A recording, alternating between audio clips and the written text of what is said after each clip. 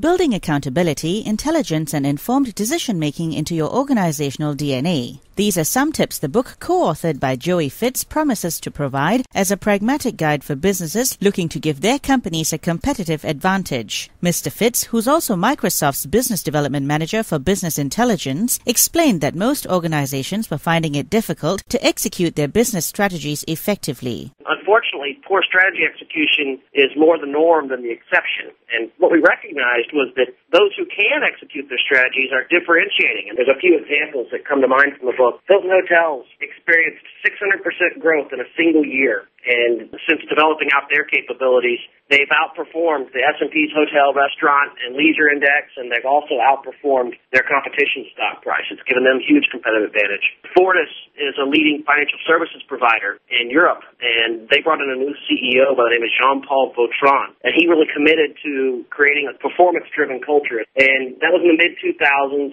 and they achieved their 5-year net profit goal in less than 3 years. That's almost half the time to achieve those results. Can you give me one tip from your book and explain how it can improve business performance dramatically? Yeah, there's a number of different insights that we were able to garner from companies who are winning in the marketplace. And one that I thought was particularly interesting was branding the truth. Expedia and Siemens had each created a brand or a logo to certify the truth within their own organization, so that when people saw a report or saw data and it had this logo associated with it, they knew that this was information they could trust. We also talk about developing a language of performance, and this can be a real differentiator for companies. It's something that many are working on. You know, a lot of companies are focused on getting consistent data, and that's absolutely critical to begin with. It's a necessary but not sufficient approach to getting competitive advantage with business intelligence.